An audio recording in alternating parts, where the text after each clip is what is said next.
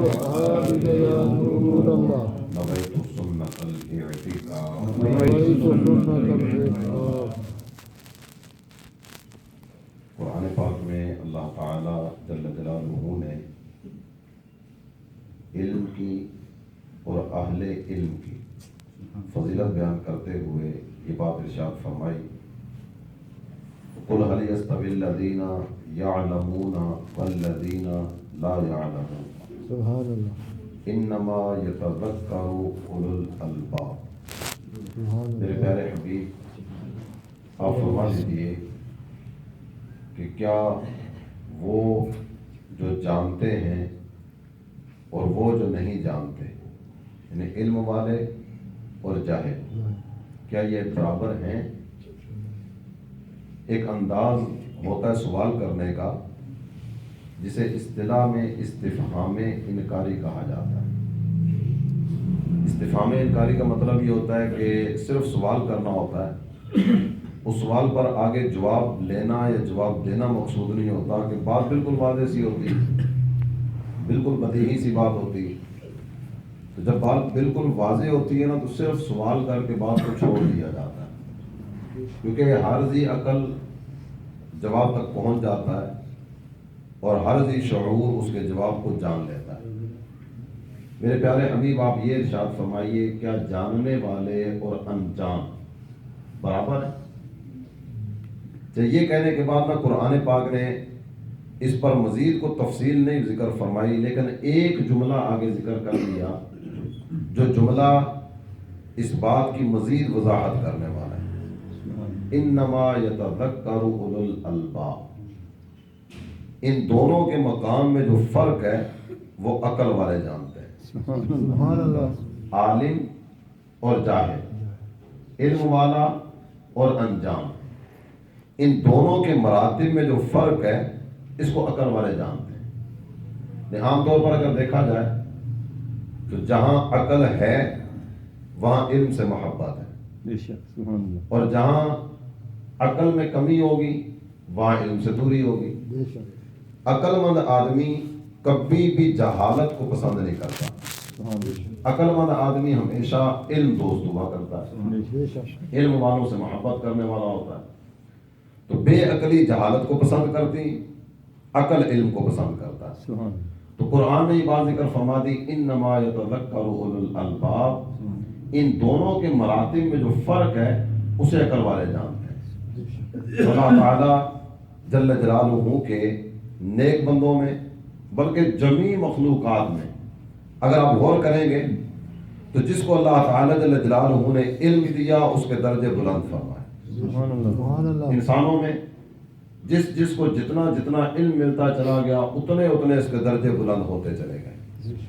انبیاء میں سب سے افضل ترین شخصیت کون سی ہے؟ ہمارے صلی اللہ علیہ وسلم، ہمارے پیارے آقا صلی اللہ تعالی علیہ وآلہ وسلم۔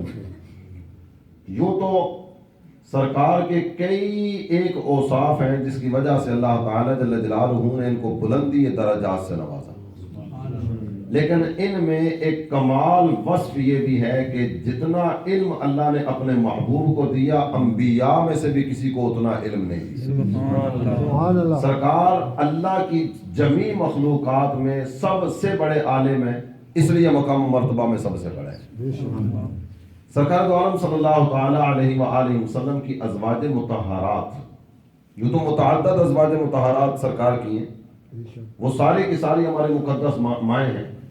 اللہ تعالیٰ ان سب کے درجات کو بلندیاں نصیب فرمائے۔ ازواج مطہرات میں سب سے بڑا مقام ہماری پیاری پیاری امی جان سیدہ عائشہ صدیقہ طیبہ طاہرہ رضی اللہ تعالیٰ عنہا، ان کا ہے۔ سبحان اللہ حضرت عائشہ کو سب سے بڑا مقام کیوں ملا؟ اس لیے کہ نبی پاک صلی اللہ تعالی علیہ وآلہ وسلم کی ازواج میں سب سے بڑی عالمہ آپ تھی۔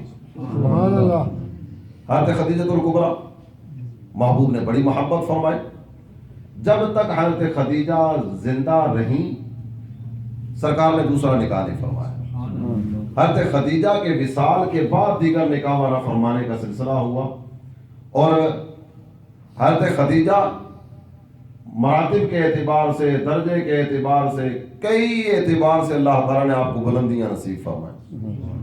نبی پاک صلی اللہ تعالیٰ علیہ وآلہ وسلم کی اولاد حضرت خدیجہ سے، تقریباً اولاد حضرت خدیجہ سے، اس کے علاوہ بھی اولاد ہے لیکن تقریباً اولاد حضرت خدیجہ سے، لیکن پھر بھی مقام و مرتبہ میں حضرت عائشہ کا نمبر بڑھا، بے شک اس لیے کہ سرکار کی ازواج مطہرات میں سب سے زیادہ علم والی یہ تھی۔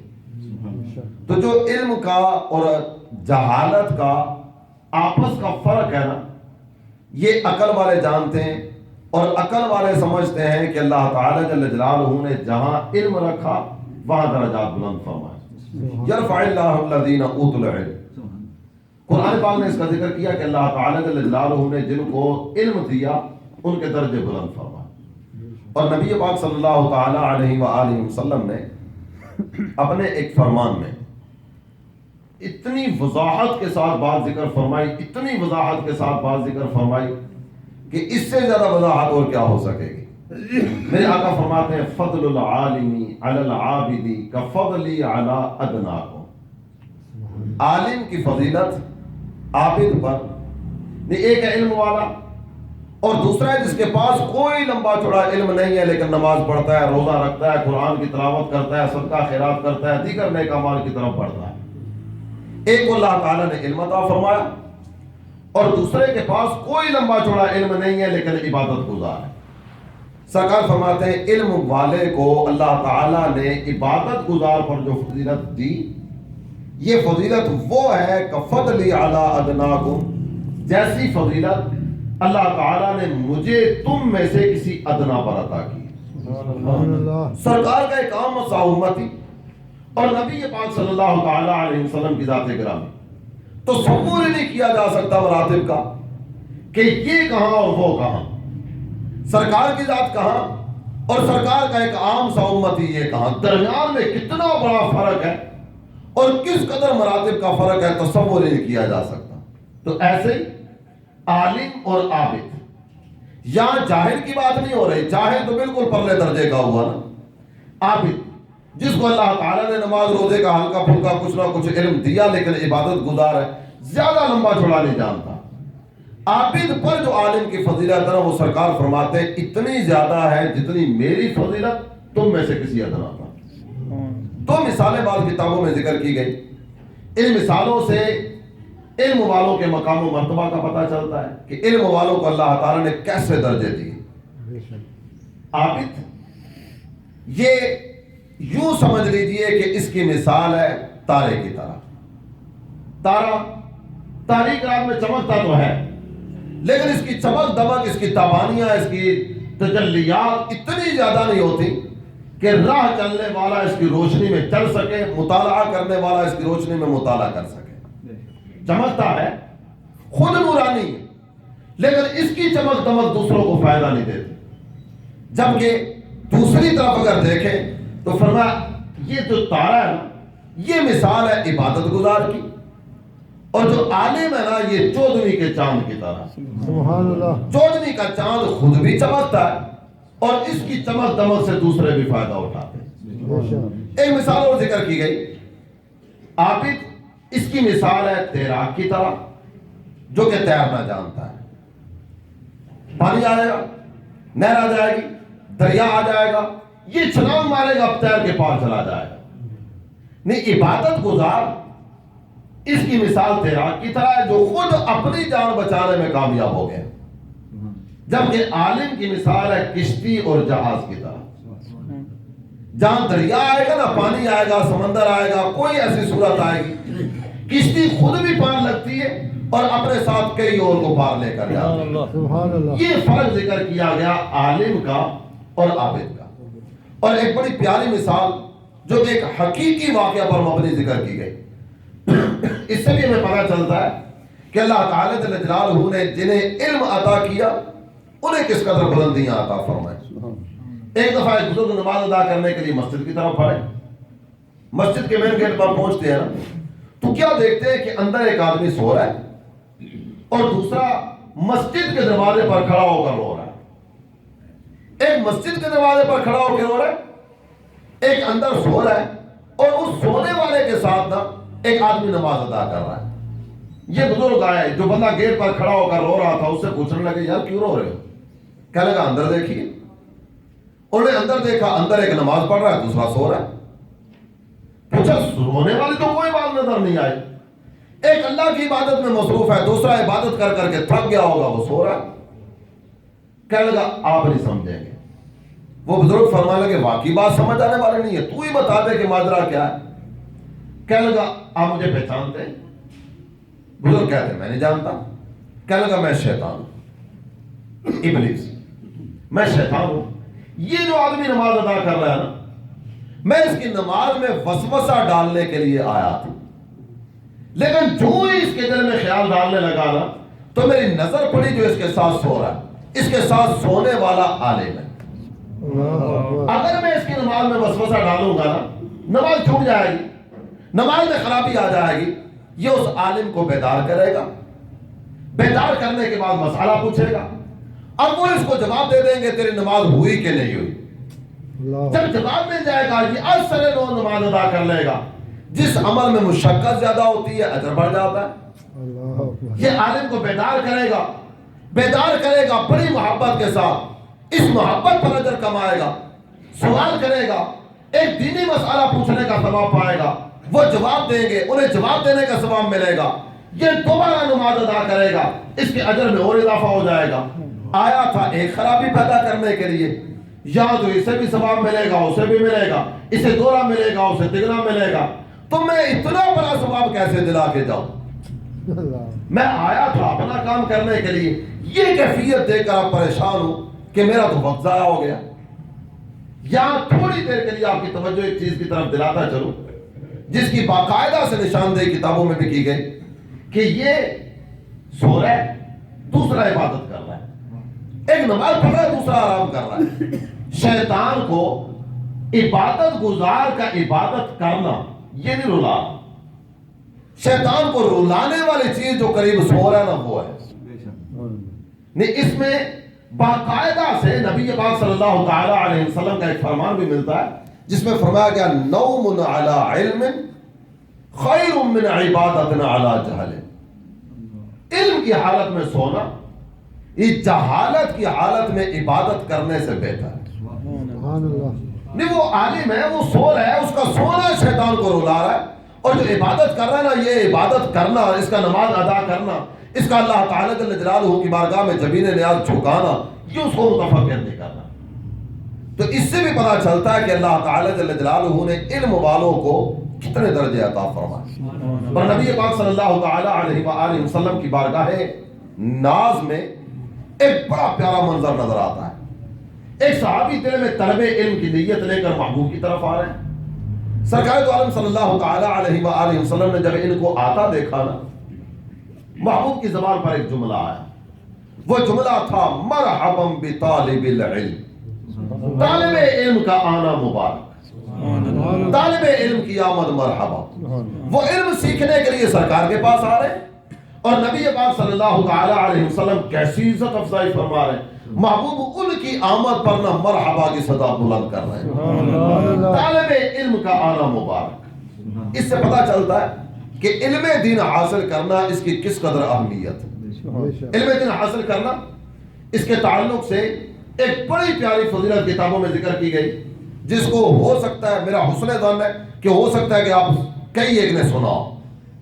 طلب علم کی حالت میں انتقال کرنے والا اللہ تعالیٰ اس کو مرتبہ شہادت عطا فرماتا۔ دین سیکھتے سیکھتے دنیا سے چلا گیا، علم سیکھتے سیکھتے دنیا سے چلا گیا، اور نبی پاک صلی اللہ تعالیٰ علیہ وآلہ وسلم کا یہ فرمان طلب العلم فریضۃ علی کل مسلم و مسلمہ۔ علم سیکھنا، علم طلب کرنا، علم حاصل کرنا، یہ ہر مسلمان مرد و عورت پر لازمی ہے، ہر ایک پر لازمی ہے کہ وہ علم دین حاصل کرے۔ اور نبی پاک صلی اللہ تعالیٰ علیہ وآلہ وسلم نے قرآن پاک کی تلاوت کرنے والوں کے تعلق سے، قرآن پاک سیکھنے والوں کے تعلق سے، قرآن پاک سکھانے والوں کے تعلق سے جو جملہ ارشاد فرمایا وہ ہے خیرکم من تعلم القرآن وعلم۔ تم میں سے بہتر وہ ہے جو قرآن سیکھے اور سکھائے۔ سبحان اللہ۔ جو سیکھنے والا ہے، جو سکھانے والا ہے، نبی پاک صلی اللہ تعالی علیہ وآلہ وسلم کی زبان فیض ترجمان سے اعلان ہوا کہ یہ بہتر آدمی. اور قرآن پاک کی آیت کریمہ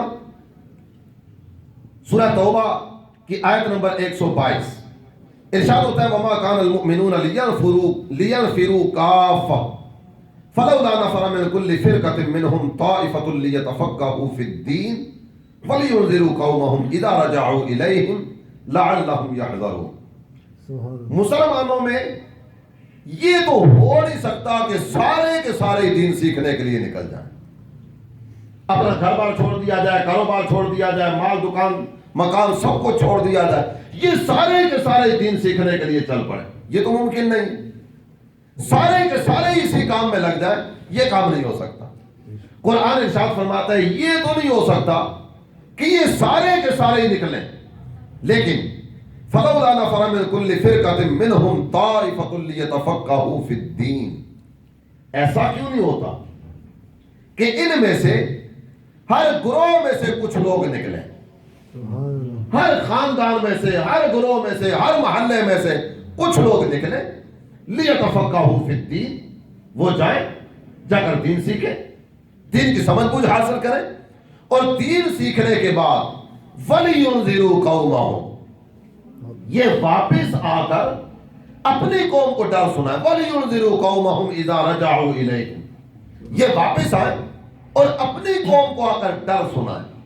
قرآن یہ فرماتا ہے, اللہ کا یہ ارشاد ہے, مصطفیٰ کریم صلی اللہ تعالی علیہ وآلہ وسلم کا یہ فرمان ہے, تمہارے آقا نے تمہیں یہ بتایا, تمہارے دین نے تمہیں یہ ارشاد فرمایا. یہ سارے کے سارے تو نہیں آ سکتے, لیکن ہر خاندان میں سے, ہر محلے میں سے, ہر بستی میں سے کچھ لوگ جائیں, دین سیکھیں, اور دین سیکھنے کے بعد اپنی قوم میں آ جائیں, اپنے محلے میں آ جائیں, اپنی آبادی میں آ جائیں, اور اپنی آبادی میں آ کر احکامات شرعیہ کو سکھائیں. لعلہم یحذرون, تاکہ یہ لوگ گناہوں سے بچ جائیں, تاکہ یہ لوگ جہنم سے بچ جائیں, تاکہ یہ لوگ اللہ کی نافرمانی سے بچ جائیں. تو قرآن پاک کا انداز, قرآن پاک کی تعلیم, ہمارے رب کا ارشاد, ہمارے پیارے آقا صلی اللہ تعالی علیہ وسلم کی امت کے لیے جو پیغام ہے وہ یہ سارے تو نہیں جا سکتے, لیکن ہر خاندان میں سے, ہر بستی میں سے کچھ نہ کچھ لوگ جائیں جو جا کر دین سیکھیں, اور دین سیکھ کر واپس آ کر اپنے شہر والوں کو, اپنی بستی والوں کو, اپنے محلے والوں کو وہ احکامات شرعیہ سکھائیں. سبحان اللہ. اس آیت کریمہ کو پیش نظر رکھتے ہوئے ہم میں سے ہر ایک کو اس طرف توجہ کرنی چاہیے. بے شک. میرے خاندان میں کوئی ایسا ہے جو عالم دین بنا, میرے خاندان میں کوئی ایسا ہے جس نے طلب علم کے لیے اپنے آپ کو وقف کیا؟ اگر نہیں تو توجہ ہونی چاہیے, اپنے خاندان کے لیے ذریعہ نجات بنانے کے لیے کچھ نہ کچھ کو تو نکالیے, کچھ نہ کچھ تو اس طرح پڑھیں جو دین سیکھیں, دین سکھائیں. اور امام شافعی رحمۃ اللہ علیہ نے ایک مسئلہ ذکر فرمایا. آپ ارشاد فرماتے ہیں کہ ایک ہے نوافل ادا کرنا اور دوسرا ہے علم دین سیکھنا. نوافل ادا کرنا یہ بھی اللہ کی عبادت, علم دین سیکھنا یہ بھی اللہ کی عبادت. آپ ارشاد فرماتے ہیں کہ علم دین سیکھنا یہ نوافل ادا کرنے سے افضل ہے. سبحان اللہ. علم دین سیکھنا نوافل ادا کرنے سے افضل ہے. اور تدارس العلم, جناب عبداللہ بن عباس فرماتے ہیں تدارس العلم ساعة من اللیل خیر من احیائها. آپ ارشاد فرماتے ہیں کہ رات کی ایک گھڑی علم سیکھنے میں گزارنا یہ ساری رات کی شب بیداری سے افضل. سبحان اللہ. دین سیکھا جائے, احکامات شرعیہ کو جانا جائے, ہمارا رب اس بارے میں ہمیں کیا فرماتا ہے, اس کو جانا جائے, پڑھا جائے, سمجھا جائے, اور اس کے بعد پھر آگے بڑھا جائے. شہید بہت بڑے مقام و مرتبہ کا حامل ہوا کرتا ہے. اللہ تعالیٰ نے جس کو مرتبہ شہادت عطا فرمایا اس کو درج و بلندیاں عطا فرمائیں. لیکن نبی پاک صلی اللہ تعالی علیہ وآلہ وسلم نے ایک بات ارشاد فرمائی جو بڑی توجہ کے ساتھ سننے والی. کل قیامت کا دن آئے گا, میزان رکھا جائے گا, اور لوگوں کے سامنے ایک چیز واضح کرنے کے لیے باقاعدہ سے ایک انداز جو اختیار کیا جائے گا. ترازو کے ایک پلڑے میں شہید کا خون رکھا جائے گا اور دوسرے پلڑے میں عالم کے قلم سے نکلنے والی روشنائی. وہ رکھی جائے. سبحان اللہ. یہ دونوں چیزوں کا وزن کیا جائے گا. مصطفیٰ کریم صلی اللہ تعالی علیہ وآلہ وسلم ارشاد فرماتے ہیں اللہ تعالی عالم کے قلم کی سیاہی کو شہید پر بلند فرما دے گا. سبحان اللہ. یہ وزنی ہو جائے گی اور شہید کا خون کم ہو جائے گا. شہادت کتنا بڑا مرتبہ ہے. اور یہاں ایک چیز جو اس حدیث مبارکہ کے تحت ذکر کی گئی, شہید جاتا ہے میدان جنگ میں. اب دو صورتیں ہوتی ہیں, یا شہید ہوگا یا غازی ہوگا. بے شک. شہید مرتبہ شہادت پر پہنچ جانا, اپنی جان قربان کی, اور اس کو شہید کرنے والا اگر حالت کفر میں مرا تو وہ جہنم میں گیا. کافر جو اس کے مد مقابل آیا وہ جہنم میں گیا, اور یہ اپنی جان قربان کر کے مرتبہ شہادت کو پا کر جنت کی طرف قدم بڑھا گیا. بہت بڑی فضیلت کی بات ہے. لیکن عالم اپنے ساتھ نہ جانے کتنے ہی اس طرح کے ہوتے ہیں جن کو دین سکھا سکھا کے جنت کی راہ پہ چلاتا ہے. سبحان اللہ. وہ اپنے مد مقابل کو جہنم میں پہنچاتا ہے. اس کا مد مقابل جہنم میں پہنچا, اور جس کو اللہ تعالیٰ نے علم کی دولت عطا فرمائی, اس کی صحبت میں بیٹھنے والا, اس کے پاس آنے جانے والا, اس کے ملفوظات سننے والا, اس کے ارشادات اپنے سینے میں ان کو جگہ دینے والا, یہ دین سیکھنے والوں میں شمار ہوتا ہے نا. اور اللہ تعالیٰ اس کی برکت سے اسے بھی مرتبہ علیٰ عطا فرماتا ہے. سبحان اللہ. کنز العمال میں ایک حدیث ذکر فرمائی گئی, مولا مشکل کشا علی المرتضیٰ کرم اللہ تعالی وجہہ الکریم, آپ اس حدیث کے راوی ہیں. فرماتے ہیں نبی پاک صلی اللہ تعالی علیہ وآلہ وسلم نے فرمایا العلم خزائن, علم ایک بہت بڑا خزانہ ہے. ومفاتیحہ السؤال, اور علم کے خزانے کی چابی یہ سوال ہوتا ہے. ایک عالم چپ چاپ اپنی مسرت پر بیٹھا ہوا ہے. ایک آدمی آیا, اس نے اگر سوال کیا جناب یہ جو مسئلہ ہے نا اس بارے میں آپ کیا کہتے ہیں. وہ چپ چاپ بیٹھا ہوا ہے. آنے والے نے سوال کیا اس چیز کے بارے میں آپ کیا کہتے ہیں. آپ یوں کہہ لیجئے کہ اس نے آ کر چابی لگائی, سوال کی چابی. ومفاتیحہ السؤال, علم خزانہ, اس خزانے کی چابی جو ہے نا وہ سوال ہے. آنے والے نے سوال کیا, ادھر عالم نے جواب دینا شروع کیا. خزانہ کھل گیا. اب یہ خزانہ کھلنے کے بعد کس کس کو اجر عطا کیا جاتا ہے. حضرت علی فرماتے ہیں فَإِنَّهُ يُوجَرُ فِيهِ أَرْبَعَةٌ, جب چابی لگتی ہے نا اور تالا کھلتا ہے خزانے کا, اللہ تعالیٰ 4 طرح کے لوگوں کو اجر عطا فرماتا ہے. سبحان اللہ. سوال کرنے والا ایک, جواب دینے والا ایک, اجر 4 طرح کے لوگوں کو. سب سے پہلے السائل, سوال کرنے والا, اس نے علم دین کے بارے میں سوال کیا, اللہ تعالیٰ اسے اجر عطا فرماتا ہے. اس کے بعد والمسئول, جواب دینے والا, اس نے دین کا مسئلہ پوچھا, دین سیکھنے والوں میں آیا, اس نے جواب دیا, یہ دین سکھانے والوں میں آیا, اس کو بھی اجر ملا, اسے بھی اجر ملا. بعض اوقات ایک انداز آپ دیکھتے ہوں گے, آدمی نے سوال کیا, جواب دینے والا جواب دینے لگا, 7-4 افراد بیٹھے ہوئے تھے, نہ یہ سوال کرنے والوں میں نہ یہ جواب دینے والوں میں, لیکن جو ہی سنا نا اس نے یہ سوال کیا, سارے کام چھوڑ چھاڑ کے قریب آ گئے. سبحان سنو اللہ. تو صحیح جواب کیا ملتا ہے. اب وہ سوال کرنے والا, یہ جواب دینے والا, یہ قریب بیٹھ کر جو سننے والے ہیں نا, حضرت علی فرماتے ہیں اللہ تعالیٰ انہیں بھی اجر عطا فرماتا ہے. سبحان اللہ. یہ بھی قریب آ گئے نا, تاکہ ہمیں بھی پتا چلے دینی مسئلے میں جواب کیا ملتا ہے. اور کچھ لوگ ایسے ہوتے ہیں, کام دھندا تھا, مصروفیت تھی, کوئی اور اس طرح کا مسئلہ پیش آ گیا, جی تو بڑا چاہتا تھا اس محفل میں ہم بھی ہوتے, ارادہ تو بڑا تھا کہ ہم بھی شرکت کرتے, محبت بھی بڑی تھی, سیکھنے والوں سے بھی سکھانے والوں سے بھی, ان تمام لوگوں سے محبت تھی, لیکن بیچارے شریک نہیں ہو سکے.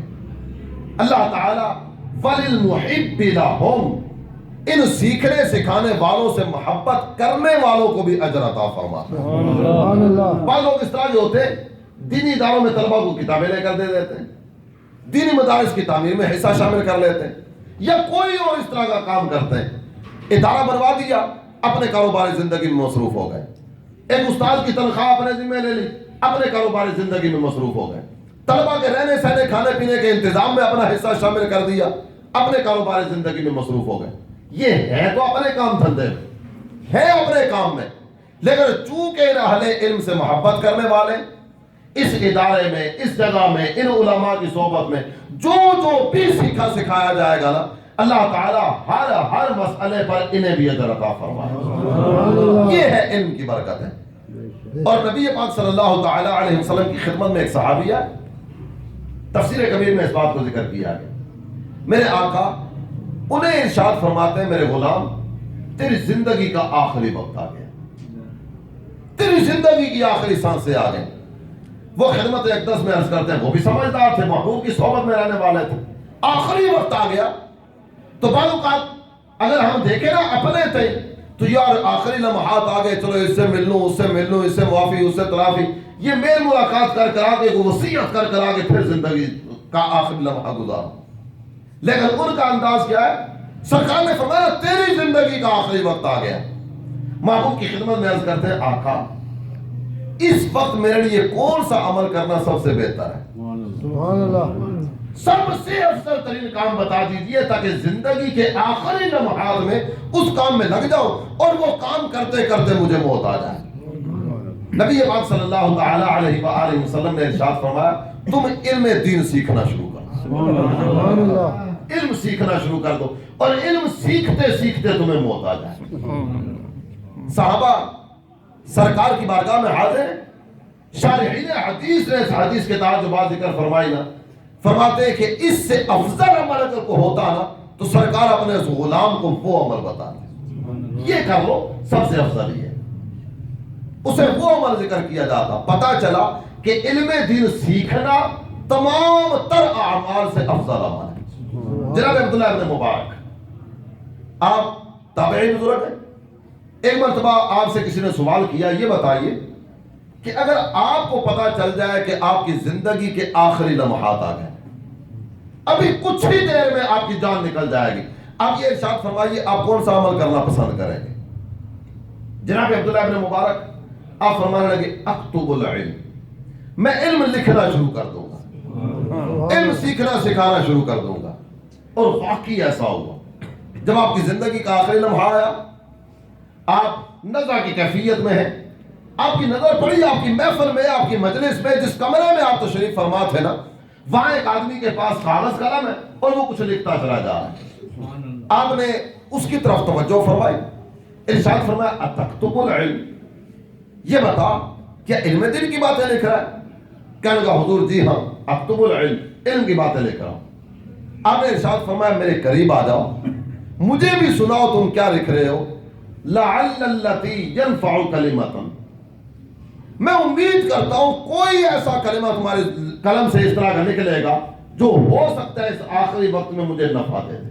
سبحان اللہ. وہ عرض کرتا ہے حضور یہ جو کچھ بھی لکھ رہا ہوں نا یہ سارا آپ ہی سے تو سیکھا ہوگا، یہ آپ سے سیکھ کر تو لکھ رہا ہوں. آپ نے ارشاد فرمایا بعض اوقات ایسا ہوتا ہے سکھانے والا اس بات تک نہیں پہنچتا جس بات تک سیکھنے والا پہنچ جاتا ہے. تم میرے قریب آؤ، میرے پاس بیٹھ کر سناؤ، ہو سکتا ہے مجھے کوئی جملہ نفع دے دے. وہ صاحب آئے، انہوں نے جو لکھا ہوا تھا وہ سنانا شروع کیا. وہ سنا رہے تھے کہ اسی دوران آپ کی روح پرواز کر گئی. ہمارے اسلاف کا انداز یہ تھا، علم دین سے اس قدر محبت تھی. آج اگر ہم اپنا جائزہ لیتے ہیں نا، ہماری کیفیت کچھ اس طرح کی ہے کہ آتا جاتا اتنا زیادہ ہوتا نہیں ہے، لیکن جب تبصرے کرنے بیٹھتے ہیں نا، آپ سیدھی ایک جملے میں اگر بات ختم کروں نا تو وہ یہ ہے کہ ہمارے معاشرے میں ڈاکٹر بھی تھوک کے حساب سے، عالم بھی تھوک کے حساب سے. کسی جگہ پر بیٹھ کر نا آپ کسی مرض کا ذکر کر دیں، جناب مجھے یہ بیماری ہے، اب وہ چار بندے مشورے دینے والے ہوں گے، یہ علاج کر لو، وہ علاج کر لو، یہ استعمال کر لو، وہ استعمال کر لو.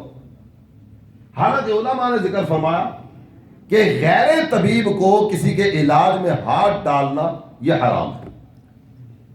جو طبیب ہے ہی نہیں ہے، اسے پتہ ہی نہیں ہے سامنے والے کا مرض کیا ہے، اب وہ پورا جناب وہ بتائے گا جناب یہ میڈیسن لے لو، یہ گولی لے لو، یہ صبح لے لو، یہ شام لے لو، یہ دوپہر لے لو، یہ سونے سے پہلے، یہ سونے کے بعد، 50 طرح کی جناب وہ میڈیسن بتا دے گا. غیر طبیب کو علاج میں ہاتھ ڈالنا حرام فرمایا گیا. نسخے بتانے والے بھی کئی ایک ہوں گے، اور مسئلہ اگر چھیڑ دیا جانا جناب وہ فلاں مسئلہ، تو اس پر بھی 1000 بندے جواب دینے والے ہوں گے.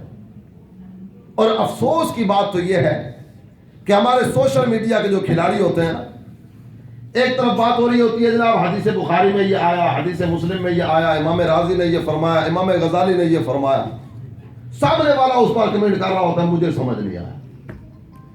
اب تجھے امام بخاری کی بات سمجھ نہیں آئی، تجھے امام مسلم کی بات سمجھ نہیں آئی، امام رازی امام غزالی کی بات سمجھ نہیں آئی، اعلیٰ حضرت امام احمد رضا کی بات سمجھ نہیں آئی، تو اپنی سمجھ کا علاج کرنا۔ بڑے بڑے اکابرین امت کے حوالے دیے جا رہے ہوتے، سامنے والا ٹھک سے جواب دیتا ہے جناب سمجھ نہیں آتا۔ تو یہ جتنی باتیں ہوتی ہیں یہ ساری کی ساری جہالت کی علامتیں ہوتی ہیں۔ ہم اگر غور کریں نا، موٹے موٹے چند ایک مسائل لے رہے ہیں۔ نماز اہم ترین فرض ہے۔ نماز کے حوالے سے ہماری کیفیتیں کیا ہوتی ہیں؟ نماز کے واجبات کتنے ہیں، نماز کے فرائض کتنے ہیں، نماز کی شرائط کتنی، نماز کے مستحبات کتنے ہیں، نماز کی سنتیں کتنی، سجدہ صاحب کب کب ہوتا ہے اور کیوں کیوں کیا جاتا ہے، کس صورت میں سجدہ صاحب ہوگا، کس صورت میں سجدہ صاحب نہیں ہوگا۔ اس کے بعد مزید اگر آگے دیکھیں، نماز باجماعت ادا کر رہے ہیں، لقمہ کب دیا جائے گا اور کب نہیں دیا جائے گا، یہ صرف نماز کے تعلق سے ہے۔ نماز ادا کرنے کے لیے آگے، نماز ادا کرنے کے لیے آپ پہنچے، جماعت کھڑی ہو چکی، ایک آدھ رکعت نکل چکی، اب رہ جانے والی رکعات کو آپ کیسے ادا کریں گے؟ یہ صرف ایک دو باتیں توجہ دلانے کے لیے عرض کر رہا ہوں۔ کس کیفیت میں جماعت واجب ہے، کس کیفیت میں جماعت میں چھوٹ ہے۔ ساتھ محلے میں جناب ساتھ والے گھر میں محفل ہو رہی ہے، محفل نہ جاری تھی، اتنے میں اذان ہوئی، بعض اوقات نا وہیں سے آوازیں آنا شروع ہوتی ہیں، اور جناب خیر ہے یہی نماز کرا لیں گے، یہی جماعت کرا لیں گے۔ کیا وہاں جماعت کرانے کی اجازت ہے، یا باجماعت نماز ادا کرنے کے لیے آنا ہوگا؟ کئی اس طرح کے نماز کے تعلق سے مسائل ہیں جو توجہ طلب ہے، آتے ہیں کہ نہیں آتے۔ نماز جنازہ ادا کرنے کے لیے پہنچے، نماز جنازہ پڑھنے کے لیے جب گئے نا تو ایک آدھ تکبیر نکل چکی ہے، بندے کا وضو ہی نہیں ہے۔ وضو کی طرف جاتا ہے تو جنازہ نکلتا ہے، جنازے کی طرف جاتا ہے تو بے وضو جائے کیسے؟ اب کیا کریں؟ شریعت مطالعہ نے فرمایا تیمم کر لیں، تیمم کر کے شریک ہو جائے۔ تیمم کیسے کیا جاتا ہے؟ تیمم کا طریقہ کیا ہے؟ تیمم کی شرائط کیا ہے؟ تیمم کا انداز کیا ہے؟ اور تیمم کرنے کے بعد بھی اگر شامل ہو جاتا ہے تو دو تکبیرات تو نکل گئی، رہ جانے والی تکبیرات کو کیسے ادا کرے گا؟ نماز عید ادا کرنے کے لیے، نماز عید پڑھنے کے لیے جب پہنچا، امام صاحب رکوع میں تھے، رکوع میں شامل ہو گیا، جو پہلی تین تکبیریں نکل گئیں، پڑھے گا کہ نہیں پڑھے گا؟ ادا کرے گا تو کیسے کرے گا؟ یہ چھوٹے چھوٹے مسائل ہیں جو آپ کی توجہ کے لیے عرض کر رہا ہوں۔ اسی طرح دیگر بہت ساری چیزیں، کسی بھی جگہ پر آپ اس بات کا جائزہ شاید مجھ سے بہتر انداز میں لے چکے ہوں گے، یہ آپ کو پتا ہوگا۔ دو چار افراد بیٹھے میں کوئی بھی دینی مسئلہ چھیڑ دے نا تو بڑے بڑے مسائل میں ہماری قوم جواب دے رہی ہوتی ہے۔ کسی نے کاروبار کا سلسلہ شروع کیا، خرید و فروخت کا سلسلہ شروع کیا، اب اس نے ویسے بیٹھے بیٹھے کسی سے دوست سے جناب بات کی، جناب یہ میں کام تو شروع کرنے جا رہا ہوں، سمجھ نہیں آ رہی کروں کہ نہ کروں، پتہ نہیں جائز بھی ہے کہ نہ جائز ہے۔ سامنے والا اسی وقت تبصرہ کر دے گا جناب بالکل ٹھیک ہے، بے دھڑک ہو کے کرو۔ مطالبات، مشارکت، یہ کون سی بے کر رہا ہے، کون سا خرید و فروخت کا سلسلہ کر رہا ہے، کیا کر رہا ہے کیا نہیں کر رہا؟ شریعت نے کتاب البیوع پورا ایک کتابوں میں جو ذکر کیا، احادیث کی کتابوں میں بھی، کتب فقہ کی کتابوں میں بھی ہے۔ خرید و فروخت کے مسائل جو نا نماز روزہ کے مسائل سے کئی مسائل اس طرح کے ہیں جو پیچیدہ نوعیت کے ہیں۔ تو جس قوم کو وضو کا طریقہ نہ آتا ہو، جس قوم کو غسل کا طریقہ نہ آتا ہو، وہ بڑے بڑے مسائل حل کرنے کے لیے بیٹھی ہوتی ہے۔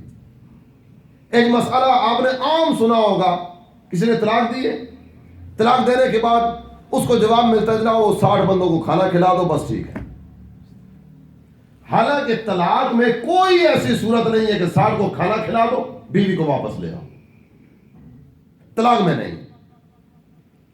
کچھ صورتیں ہیں آگے چل کے زہار وغیرہ کی یا دیگر اس طرح کی، لیکن وہ صورت کیا ہے اس کا طلاق سے اس طرح کا بظاہر تعلق نہیں۔ یہ کر دیا تو یہ کر لو، یہ کر دیا تو یہ کر لو، ادھر ہو گیا تو ادھر ہو جاؤ، ادھر ہوا تو ادھر ہو جاؤ۔ تو یوں اس انداز میں نہ علاج کے معاملات میں کرنا چاہیے نہ شریعت کے معاملات میں کرنا چاہیے۔ اور یہاں آپ کی توجہ کے لیے عرض کرتا چلو، علاج کے معاملات میں اگر کسی نے ہاتھ ڈالا نا تو اس میں اگر کوئی خرابی آئے تو صرف ظاہری جسم میں آئے. دین کے معاملات میں اگر کسی نے اپنی ٹانگ اڑائی یا اپنی اٹکل سے مسئلہ بیان کیا تو اس نے ہو سکتا ہے کہ سامنے والے کا خاندان خراب کیا ہو, گھر خراب کیا ہو, جب بعض صورتوں میں ایمان کی خرابی کا سبب بنا ہو. طلاق ہو گئی, یہ کہتا نہیں. اس نے اسی کی بات کو سن کر بیوی کو واپس لا کر اپنے گھر میں بسا لیا, حالانکہ طلاق ہو چکی تھی. تو ساری زندگی جو ہوگا وہ فعل حرام ہوگا. اس سے اگر اولاد ہوتی ہے وہ اولاد حرامی ہوگی. یہ خرابی کس کی وجہ سے جنم لی؟ اس کی وجہ سے. طلاق نہیں ہوئی تھی, اس نے کہا ہو گئی, خاندان اجڑ گئے. اسی طرح دیگر اور بہت ساری چیزیں اس طرح کی ہیں کہ جن میں بہت زیادہ توجہ کی حاجت ہوتی ہے. اور یہ بھی آپ کی خدمت میں عرض کرتا چلوں کہ ایسا آدمی جسے علم دین نہیں آتا, اس نے اپنی اٹکل سے مسئلہ بیان کر دیا, اور جو مسئلہ اس نے بیان کیا وہ درست بیان ہو گیا. اس نے اپنی اٹکل سے بیان کیا, لیکن جو بیان کیا وہ مسئلہ ایسا ہی, تو بھی علماء نے ذکر فرمایا کہ اس کا ایسا کرنا حرام ہے, اور اس پر بھی اسے گناہ ملے گا. اس لیے کہ اس نے اپنی اٹکل سے جرت کی, دین کے مسئلے میں جرت کی, جو بیان کیا وہ غلط بیان کیا. آج اس کا اندازہ لگ گیا, قیافہ لگ گیا, مسئلہ درست ہو گیا, لیکن اس میں جرت پیدا ہوگی, کل یہ مزید آگے بڑھے گا. کسی صورت اس کو اجازت ہے ہی نہیں. علم دین حاصل کرنے کی طرف بڑھا جائے, علم دین سیکھا جائے, اور علم دین سیکھنا اللہ تعالیٰ کے فضل و کرم سے ماضی کے اعتبار سے آج کے دور میں حد درجہ آسان ہے. سکھانے والے موجود ہیں. بے شک. الحمدللہ دعوت اسلامی کا ایک شعبہ ہے جو آن لائن پڑھاتا ہے. آپ گھر بیٹھے علم دین سیکھنا چاہتے ہیں, تقریباً 25 کے قریب کورسز ہیں جو آپ نیٹ کے ذریعے گھر بیٹھے کر سکتے ہیں. اور اس میں عالم کورس, درس نظامی, یہ بھی گھر بیٹھے آپ کر سکتے ہیں. اور اس میں بہت مزے کی بات یہ ہے, آپ یوں کہہ لیجئے کہ قوم کی موج لگی ہوئی ہے. آپ صبح پڑھنا چاہتے ہیں صبح پڑھیے, رات پڑھنا چاہتے ہیں رات پڑھیے, دن پڑھنا چاہتے ہیں دن میں پڑھیے. آپ رات 12 بجے فارغ ہوتے ہیں 12 بجے کلاس لے لیجیے. آپ 1 بجے فارغ ہوتے ہیں 1 بجے کلاس لے لیجیے. نہیں, رات دن یہ سلسلہ الحمدللہ جاری و ساری. اور دن رات میں یہ ہماری آن لائن سروسز جو ہیں یہ تقریباً 20 گھنٹے تک کام کرتے ہیں. سکھانے والے موجود ہیں. اور ابھی جہلم جو دعوت اسلامی کا جامعۃ المدینہ ہے, اس میں باقاعدہ سے امامت کورس شروع ہو رہا ہے. امامت کورس, امامت کرنی ہے نہیں کرنی, یہ کورس کیا جا سکتا ہے. اس لیے کہ اس کورس میں نماز کے مسائل سکھائے جائیں گے, قرآن پاک پڑھایا جائے گا, اور اس کے ساتھ ساتھ نماز سے متعلقہ کئی ایک ضروری مسائل ہیں جو ایک مسلمان کو آنے چاہیے, اس کورس میں کروایا جائے گا. یہ کورس ہے تقریباً 4.5 ماہ کا. کورس پاس کرنے والوں کو باقاعدہ سے الحمدللہ سند بھیجی جاتی ہے. یہ علم دین کے موضوع پر آج کچھ مدنی پھول آپ کی خدمت میں پیش کیے. اللہ تعالی ہمیں عمل کی توفیق عطا فرمائے, اور اللہ کرے کہ ہم واقعی سیکھنے والے بنیں. دعوت اسلامی کے اشاعتی ادارے مکتبۃ المدینہ نے ایک بڑی پیاری کتاب شائع کی, بہار شریعت. بہار شریعت آپ یوں کہہ لیجئے کہ فقہ حنفی کا انسائکلوپیڈیا. تقریباً جو بھی مسائل ہیں نا, ہر موضوع پر آپ کو اس کتاب میں ملیں گے. اردو زبان میں کتاب ہے, اور نماز کے تعلق سے کوئی کتاب آپ خریدنا چاہیں تو نماز کے احکام 12 رسالے اس کتاب میں موجود ہیں, جس میں وضو کا طریقہ بھی ہے, غسل کا طریقہ بھی ہے, تیمم کا طریقہ بھی ہے, نماز کا طریقہ بھی ہے, نماز مسافر کا طریقہ بھی ہے, نماز عید, نماز جنازہ, 12 کے قریب مختلف عناوین پر رسالے اس کتاب میں موجود ہیں. اللہ تعالیٰ توفیق عمل نصیب فرمائے. آمین بجاہ النبی الامین صلی اللہ علیہ وسلم.